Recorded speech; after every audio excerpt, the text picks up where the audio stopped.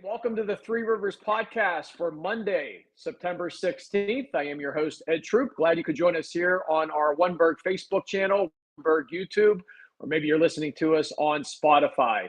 It is Steeler Victory Monday, and joining us, our special guest is Lolley from Steelers.com and the Steelers Audio Network. Dell, you were in Denver yesterday for the game. You got back at the wee hours of the morning, and you're up early with us this morning. We appreciate you coming back onto the podcast. And the Steelers victorious yesterday, 13-6 at Denver. Yeah, and thanks for having me on, Ed, and appreciate it. Not the prettiest of games, and the Steelers haven't played, pretty football, but they've played winning football, and I think that's what really matters here. They're finding ways to win these games with their backup quarterback in the game, and I think sometimes people forget that. They also forget that this is an offensive line right now, which went into that game yesterday with two guys who had two combined career starts and another guy who was making his first career start. So 3/5 of your offensive line is really young, and they still found a way to get it done on the road. 2-0 on and both of those games coming on the road is not insignificant. Yeah, Brian and I talked yesterday, Dell. We do a Steeler post-game show here on Oneberg, and the first thing we talked about was, this was last year at this time after two games in which Matt Canada is your offensive coordinator, Kenny Pickett's your quarterback, and you score one touchdown in 2 weeks. People are losing their minds. People still are a little bit impatient, but I think there's a different feel with this offense with Arthur Smith, of course, Justin Fields, as you mentioned, at the quarterback position. And one thing we've noticed is the play calling by Arthur Smith within the first 2 weeks, much different. They're taking shots, throwing downfield on first down, which is a welcome relief. They're taking shots with Pickens downfield.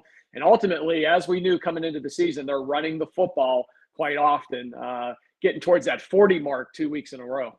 Yeah, and that's that's the game plan right now. Even if it was Russell Wilson in there, they might complete a few more passes down the field, but they're taking their shots when they're there. And Justin Fields is managing the game. No turnovers in the first two games. Now he's put the ball on the ground a couple of times, which you don't want to see. But other than that, I mean, he hasn't put the ball in harm's way. He's made some big time passes, and if that pass to Pickens on the rollout, is completed yesterday, I think people have a much different feeling about that game if they don't get the holding penalty on Broderick Jones there, because they probably, there's a good chance they punch that one in. But they are running the ball. It's not been massive numbers, but they're running the ball effectively and controlling the clock, and that's giving the defense a time to rest on the sideline.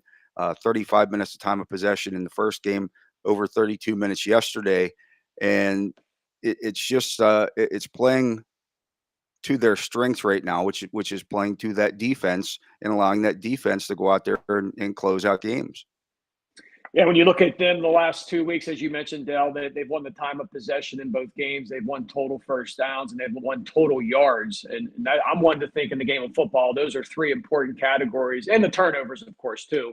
When you take a look at a team, whether they're going to win or lose each week in the NFL, and through the first 2 weeks, they're protecting Justin Fields from the standpoint where he has not turned the football over. He's running, trying to make plays on his feet. I thought he did a good job again yesterday of that, trying to extend plays, trying to make things happen. And as you mentioned, the holding calls, right? 2 weeks in a row, we've seen penalties neglect big plays downfield to George Pickens. And that leads me to my next topic with you. Broderick Jones on the offensive line did not start yesterday, but we were told that he would be mixed in with the offensive line. He was early on, but 3 penalties in the matter of 13 snaps, one of which was a costly holding penalty, got him yanked out of the game. He did not return. Your thoughts on Broderick Jones right now and what's going on with the Steeler first-round draft pick from last year? Broderick, he needs to be more locked in, and I think that's what the coaching staff's trying to light a fire underneath him. I know people are trying to make excuses for him. Well, they're moving him back and forth, and they're doing all this and they're doing all that. They really didn't do that as much as people think, because Troy Fautanu missed basically almost a month of practices. Broderick Jones, during that month of practice, worked all on the right side. So there's no reason for Broderick Jones to be out there just kind of going through the motions. Now, maybe he's ticked off that he's not playing left tackle. too bad. You're on the field. Ed, you're a coach. You know that there's two spots on a team, on the bench or on the field. And if you're playing right field, you accept it. You accept that role and you go with it. You may want to be the shortstop, but on this particular team, you're not the shortstop. You're the right fielder. You have to accept that, and you have to play within that role. And right now, that's not happening with Broderick Jones, and so Troy Fautanu is he's starting over Broderick Jones, and that's going to continue until Broderick gets his head on right. Fonatano in his first start yesterday officially with the black and gold did a solid job. A little slow start until he kind of got into the swing of things, but pretty solid on that offensive line. Getting his first start yesterday. And Zach Frazier at the center position again, man, two really strong games for the Steelers up front. The Steelers appear to have hit a home run so far. I know it's early, only 2 games in, but what we saw in training camp and the preseason and the first 2 games of the season, Zach Frazier seems to be a big-time answer at the center position. Yeah, he is, and that's not a real surprise to anybody who scouted him that he would step in and play like this. He's a high-effort guy. He's always working on the field. If he gets one block, he's always looking to get another one. And he looks like he's going to be a keeper for a long time there at the center position. And quite frankly, I mean, Pittsburgh has been blessed over the years with center play, and they've had some of the best in history. And this one, I'm not putting Zach Frazier in that category quite yet, but he looks pretty good. And if he's a Jeff Harding's level player, that's still pretty good. I mean, you're talking about a guy who went to Pro Bowls for the Steelers, in the early 2000s. So, yeah, he looks like he's going to be a long-time starter at that center position. And if you're good at center, it really helps everything else out. I'm going to be interested to see, if Isaac Seumalo can come back this week and really solidify that line. Not that Spencer Anderson has done a bad job in there, but I think everybody would agree that last season Seumalo was their best offensive lineman, and getting him back will really help. It'll help Frazier out because it won't have so much on his plate. I think Seumalo can help with some of the calls and things of that nature, and it'll really help him out to have 2 veteran guards next to him. I think that will really allow him to make some plays that we haven't even seen yet, get out on the move and things of that nature, because you trust that guy next to you to do his job. So I think the arrow is definitely pointed up with Frazier. And the offensive line in general, what you just said, if they get Salomalu back healthy there, you plug him in. This offensive line, we talked about it during training camp, is only going to get better as the season goes on because they're so young. The more they gel together, the more snaps they get in season, in game, they're just going to continue to improve as the season goes on. But I would think Broderick Jones has to be a big part of that equation for them to be successful. They're fortunate to have Dan Moore there as well. And as you mentioned, Fonatanu off to a good start from yesterday as well. Hey, Dell, let's go back to the quarterback position a little bit. The favorite topic in Pittsburgh, right? It's either the offensive coordinator or the quarterback. Offensive coordinator, calm for now. Those C's are calm for now, 2 games in with Arthur Smith, as we talked about. But the quarterback position is intriguing to a lot of Steeler fans out there. Justin Fields, 2 starts, 2 wins. Hasn't been splashy, hasn't been sexy. That's the term we were using on the post-game show yesterday. But he's gotten the job done. He hasn't the ball over. He's made plays when he's had to. And ultimately, they're 2-0. But Russell Wilson sitting there, that calf, going to get healthy here soon, hopefully in the next couple of weeks. Reported this morning already that Justin Fields is supposed to be the starter here in week 3. I know it's early in the week. But how do you feel this quarterback position with Fields and Russell? How do you see it playing out as we move forward? When Russell Wilson's healthy, Russell Wilson will be the starter. What Russell Wilson does at the quarterback position, everybody's concerned because they only have 1 touchdown in the first 2 games. Russell Wilson throws touchdown passes. He had 20 touchdown passes last year for Denver in the red zone, just in the red zone. So he throws the ball into the end zone, and he's not afraid to throw it into tight spaces. It's a veteran quarterback thing. Young quarterbacks don't see those windows quite as well as older quarterbacks do. That's what they brought Russell Wilson here to do. I'm shocked and amazed that I continue to see that Russell Wilson was bad last year in Denver when he had 26 touchdown passes and 8 interceptions. The Steelers would kill for 26 touchdown passes. They didn't have 26 touchdown passes in the previous 2 seasons combined. They had 25. They would take 26 touchdown passes in a heartbeat. With this defense, if you can put the ball in the end zone, you're going to win a lot of football games because you just will. And I know Justin Fields maybe gives you some of those wild plays, but Russell Wilson is going to give you much more steady play, and that's what they're looking for right now.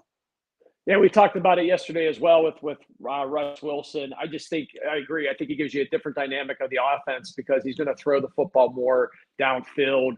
As you said, touchdown passes, where Justin Fields is more your playmaker with his feet. Now, we know Russell Wilson can run too. That was a big part of his career, especially early on. Now, as he's gotten older, maybe that's scaled back a little bit to protect his health. But he can make plays with his legs too when he has to. I completely agree with you. We were talking about it yesterday that Russell Wilson should be your starter once he is 100% ready to go in that position. That's going to be interesting to see how that plays out here over the next few weeks. But Russ Wilson, I think, gives you that dynamic, as you said, throwing the ball into the end zone. The one downside, Dale, before we talk about the defense with the team the last 2 weeks, I'm looking at a negative is the number of penalties. Yesterday, the Steelers penalized 10 times for 78 yards. A few of those penalties costly after they made some plays, one of which was the touchdown to Pickens that Van Jefferson, which was a questionable call, was called for a pick, an offensive interference with 2 defenders in the end zone. But that's a second straight week. They've had a big play. They've set them up nicely. Yesterday was actually a touchdown that's gotten called back because of penalties. We talked about Broderick Jones already with 3 penalties on one series. That's something that they're going to have to clean up, especially as they start facing better competition as they move forward. Yeah, and I think yesterday was more of that's a flag-happy crew that looks for a lot of things in the secondary, and so we saw a lot of calls in the secondary. Some of those benefited the Steelers. Obviously, some of them did not.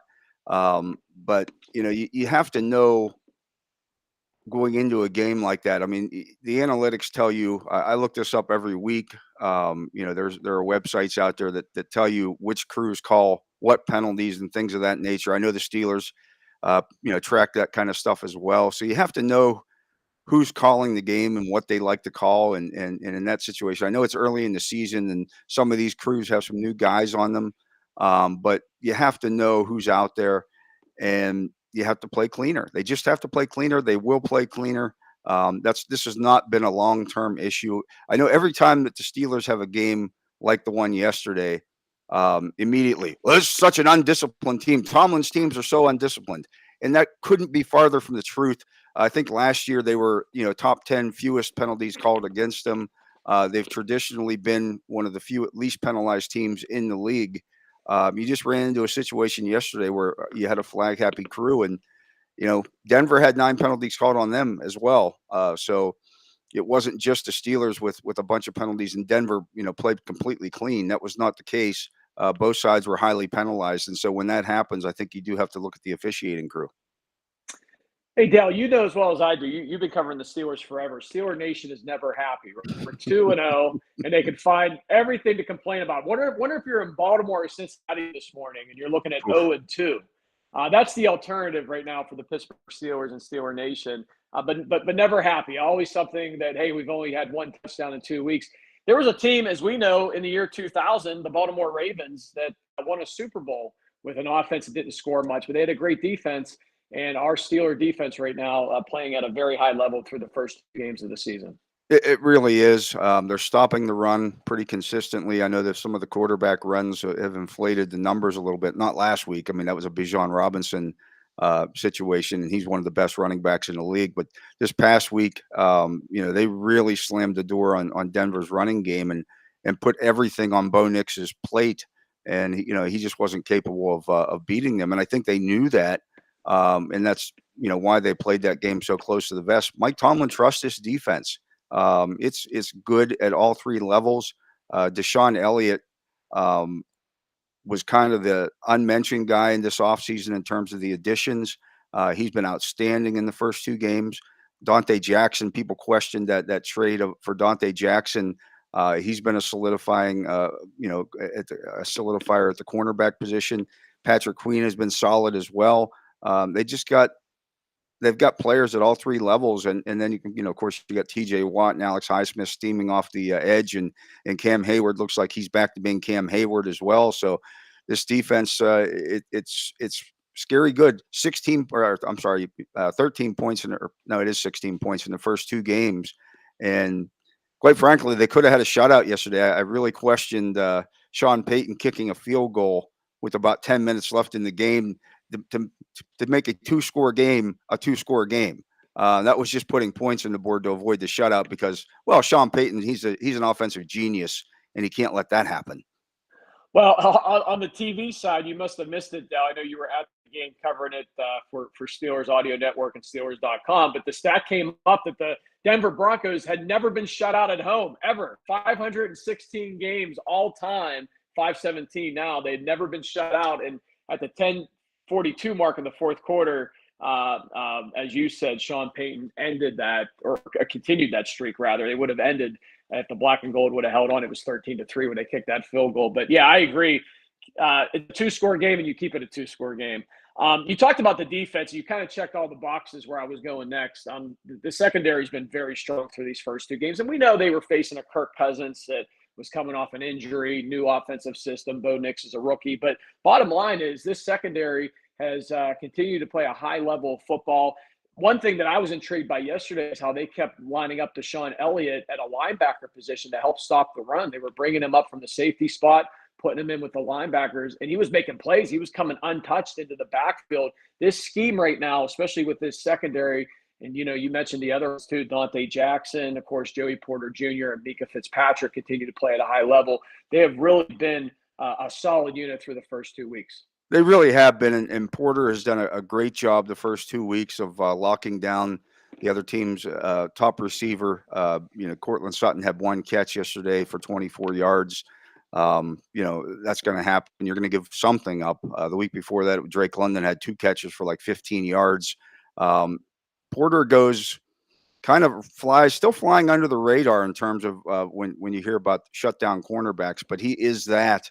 And, Elliott, to me, he's not Minka Fitzpatrick, but he does a lot of the same things that Minka Fitzpatrick does. He can play the deep safety. He can play in the post. He obviously can play down in the box, and they've used him, as a slot as well.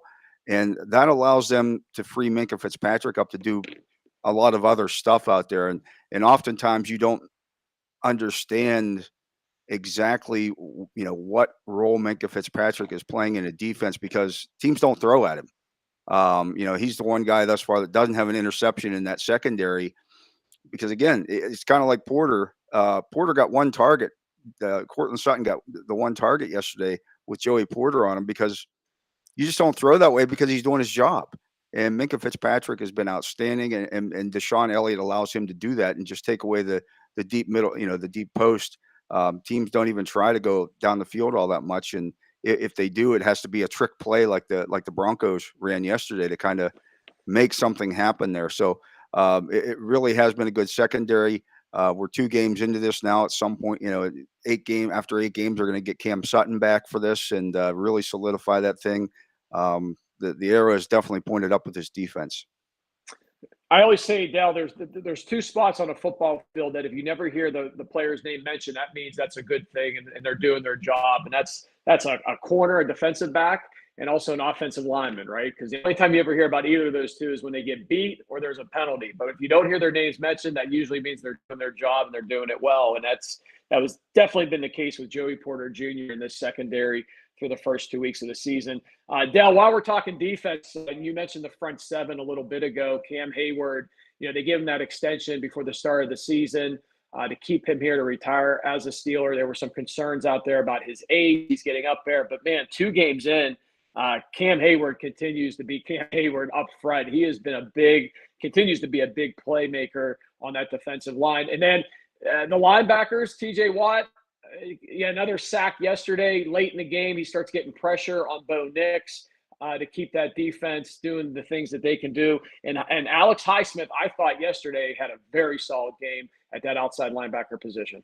Yeah, and that goes kind of, again, Alex a lot of times flies under the radar because everybody's concerned about TJ Watt, but he was very good yesterday against a guy in Garrett Bowles that a lot of people think is a top 10 type left tackle. I don't necessarily agree with that, but he's he's an above average starting left tackle in the league. And Alex, did the job against him and really gave him a hard time out there. Obviously, TJ Watt's going to get a lot of attention. And all those people who were complaining just a few weeks ago about the Cam Hayward contract, it looks like a bargain right now.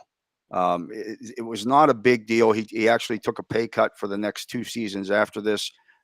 It wasn't the deal that, there was so much speculation out there that Cam Hayward's going to be looking for $20+ million a year. That was never the case.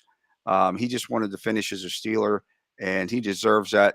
He's a great player, and he's shown up again that he can be that guy this season. And if he's that guy, this is the best defensive front in football. We're talking with Dale Lolley of the Steelers Audio Network and Steelers.com. We're recapping the Steelers' 13-6 win from Week 2 yesterday, Sunday, September 15th. It's Monday, September 16th. Glad you could join us here on Oneberg on the Three Rivers podcast, here on our Facebook channel, YouTube, and Spotify. Dale, the Steelers, if you look at the AFC North, in a pretty good spot after 2 weeks. They're 2-0 atop the division.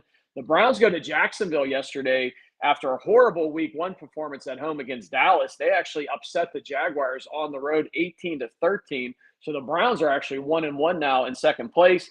And the news that all of Steeler Nation is happy about this morning, waking up, the bottom 2 teams in the division, the Ravens, who had a fourth quarter, pretty much led the entire game until the second half of the fourth quarter when the Raiders got 2 scores late. They upset the Ravens in Baltimore 26-23. And the Bengals and Chiefs, they went back and forth all game long, but the Chiefs kick a field goal at the end to defeat the Bengals 26-25. The Bengals and the Ravens both 0-2 at the bottom of the AFC North. The Steelers have a 2-game lead on both of those teams as we enter Week 3. Yeah, and that's significant. If you look at it since 2020, I wrote this in my 10 thoughts today on Steelers.com. Since the 2000 season, teams that start 0-2 have an 11% chance to make the playoffs, just to make the playoffs. It's a significant hole to dig yourself out of. Teams that start 2-0 have a 64% chance to make the playoffs. So again, the last 6 times that the Steelers have started 2-0, they've made the playoffs. I think it was also 7 of the past 8 teams that have started 2-0 on the road have made the postseason. So a lot of things trending in the Steelers' favor. Baltimore's got another tough one this week. They have to go to Dallas, which got embarrassed last week at home, or Sunday at home. That was Dallas's first loss in 17 games at home. You have to think that's going to be a ticked off Dallas team as Baltimore heads in there. So going to be interesting to see if the Ravens can bounce back. They've got offensive line issues, and everybody kind of glossed over that in the offseason. Oh, they'll figure it out. They're the Ravens. I don't know if they're going to figure it out because some of the guys that they're playing right now just aren't good. I was not a Daniel Falele fan in the draft a couple of years ago, and there were people mocking him to the Steelers in the first round, and I said, absolutely not. He's not good. He's just big, and he hasn't gotten any better.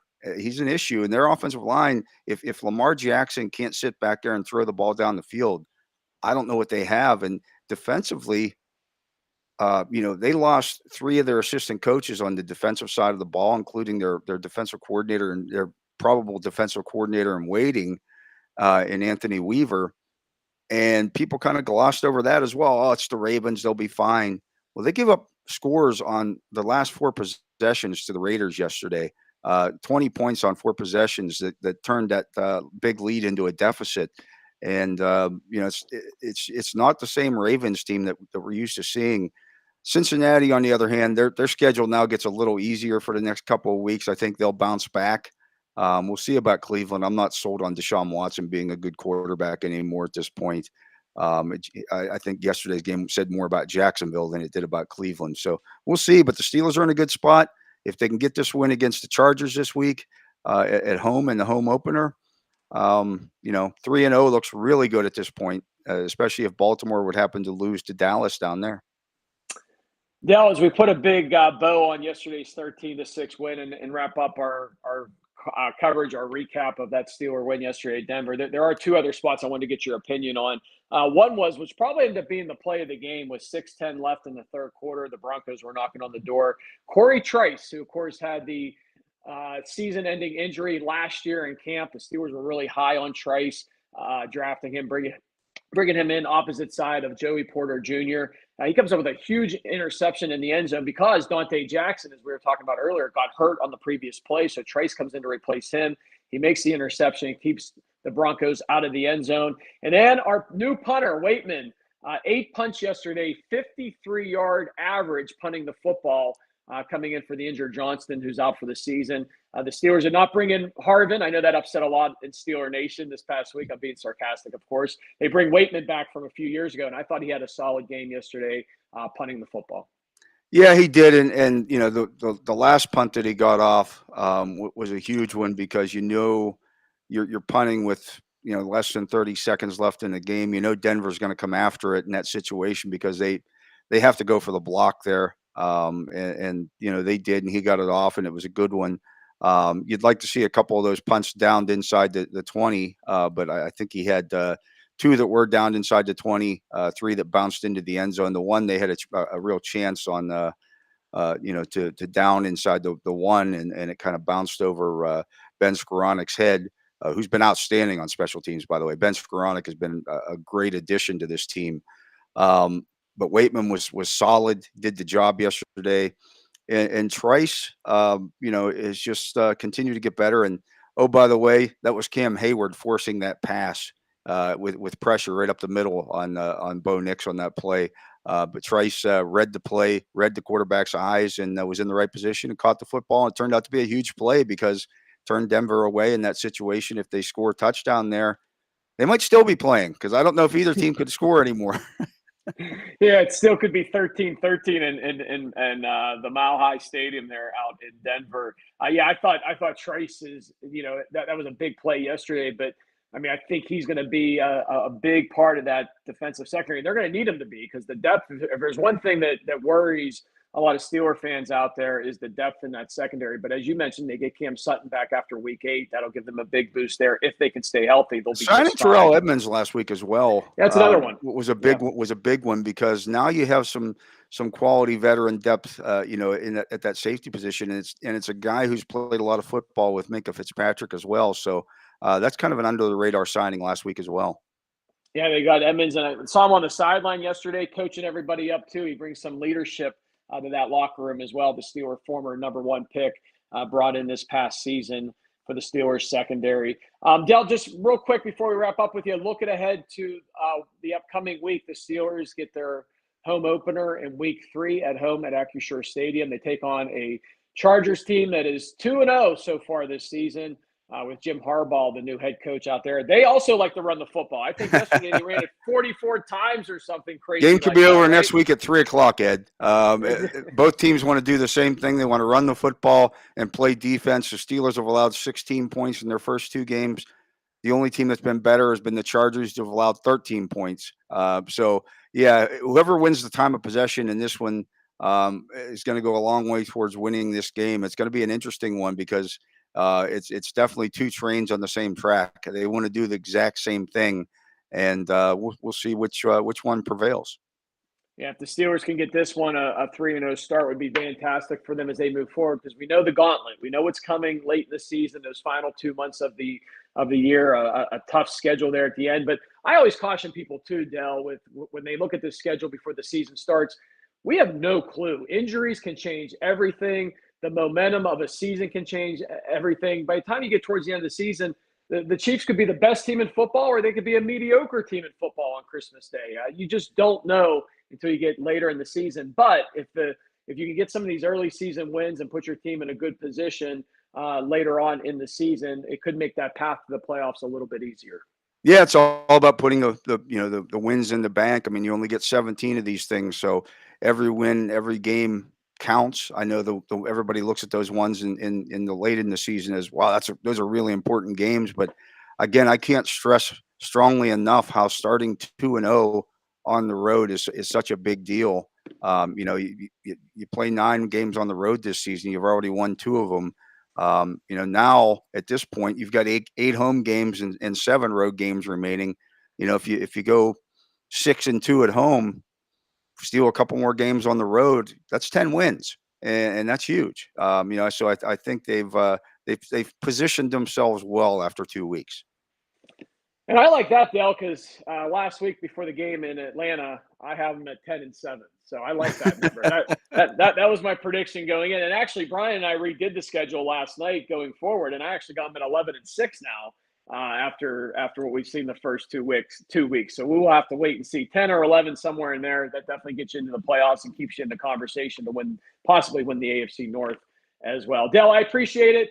Real quick, congratulations on another successful Pony League season in Washington County. We know you're a big part of that, one of the founding folks with that in the Pony League World Series. Another successful run this past summer. It was, and next year, Ed, as you know, we'll add all the teams down in the Mon Valley to the equation as well. We're going to win that thing within the next couple of years here, so I feel really confident about that.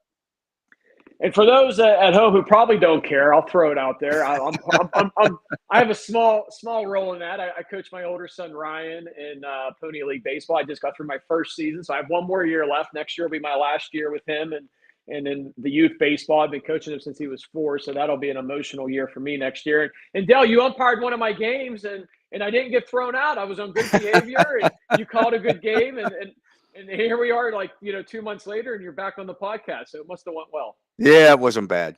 I try not to throw anybody out unless they get really nasty. And no, you did a good job, Ed, and appreciate all you guys.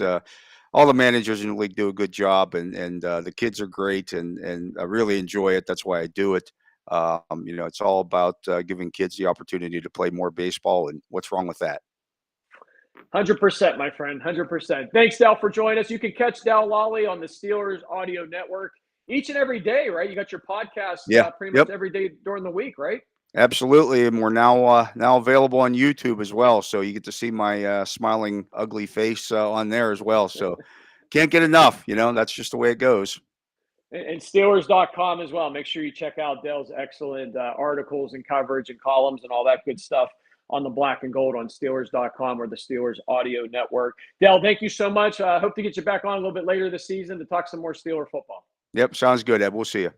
All right, that'll do it for our podcast for this week. The Steelers victorious yesterday, 13-6 to get to 2-0 on the season, winning at Denver. They will host the Los Angeles Chargers. I almost said San Diego Chargers. My goodness, it's been forever. The Los Angeles Chargers this upcoming Sunday at Acrisure Stadium in Week 3 of the NFL season. We'll see you next week right here on the podcast here on Oneberg.